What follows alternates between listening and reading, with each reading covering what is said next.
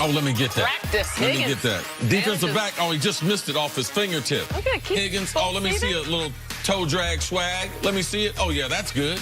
Even in the summer, in the spring. Higgins and Callaway probably in a pretty good battle for that third receiver spot, right? Oh, absolutely. Their wide receiving core is deep. They're explosive. They're not just the kid with the blonde hair.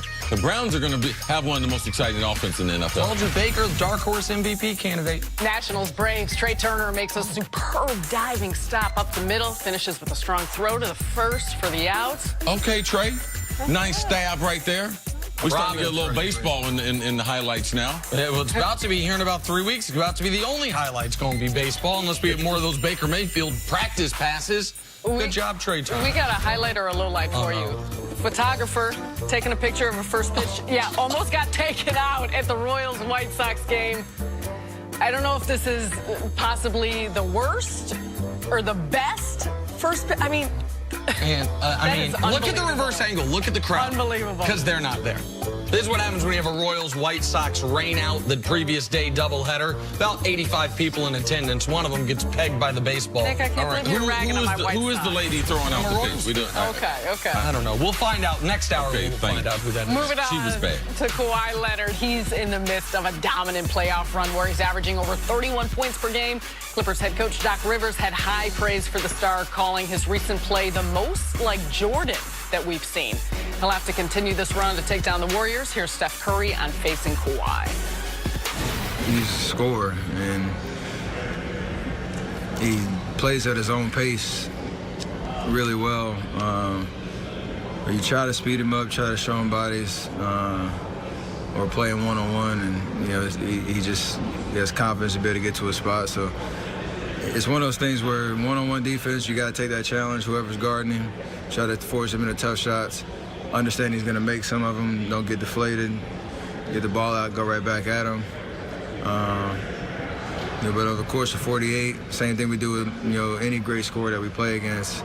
It usually is not one person that we're going to leave on an island, but just got to make it tough on them. Same way that they try to do to us, no matter who we play. Cece, how can the Warriors slow down Kawhi? Well, as Steph said there, they're going to send a number of bodies at him. Kawhi is a very, very unique basketball player. He's not relying on the three-point shot. He's not relying on getting in the lane. He's not relying like DeMar DeRozan as far as just being an intermediate shooter. I mean, he's the worst kind of basketball player. At all three levels, he is very good. Now, with his legs, which I believe he'll be healthier than he has been for a couple weeks, because Kawhi can play above the rim. He can be explosive. So his ability to be able to hit that three-point shot, to me, opens up everything else. His overall playmaking is at its best as far as his career, as far as his offensive skills. That was the last thing to be able to develop. So the Warriors have been a good defensive team, but they had no answer for LeBron James in these finals. They just were able to contain him. They're trying to keep LeBron under 40. For a goal for them is probably keep Kawhi under 35. I believe Kawhi will get 28 to 34 points every game. They're not going to be able to do anything. And if Durant was there, it would give them an extra layer, because you could have guys on the ball and then have some rim protection at the end. Iguodala is not 100%. This worst series was the worst one for him of the other three. So I look for Kawhi to be dominant, but they will pass him off. They will get Steph in some pick and rolls, and Kawhi will attack him. I think one of the ways to attack Kawhi, and Steph said it, is he's going to make some shots. When we get the ball, whoever he's guarding is going to have to be aggressive and take something out of him on the defensive end, Nick. I feel like I know what the Warriors will do against Kawhi. I just don't know when they're going to unveil it. And that is what they did to Lou Williams in Game 6, the critical game against the Clippers after Lou Will had crushed him in Game 5. It's what they did to James Harden in Games 5 and 6 after the Rockets even the series. And it's what they did to Damian Lillard the entirety of the Western Conference Finals. We are going to blitz you. We are going to send two people at you and force the ball out of your hands and trust Draymond Green to play center field, so to speak. When it becomes a 4-on-3, we will see if you will be a willing passer. We will see if other people can beat us. We are not going to, if you're the Warriors, let Kawhi Leonard dominate the game while having a 40-plus point game. It is the one guy they've gone up against the last few years that is the hardest to blitz, and they couldn't really do it, was LeBron, because he is such an exceptional passer and because of his size. But Harden's a very good passer. They blitzed him. Dame's a willing passer. They blitzed him. Kawhi, of those two, is probably the least apt, the least skilled passing-wise. Now, he's also not bringing the ball up the court like those guys are, so he's not, you can't blitz him right past half court the way they were those guys when they were trying to initiate the offense. But I imagine that is what they will do with Kawhi, but I don't think they'll start the series off doing that because it compromises potentially the rest of the defense. And if Danny Green actually hits shots this series, he would have open corner threes repeatedly if that is the strategy they take. Yeah, I think it becomes very, very hard, Sarah, for a wing player.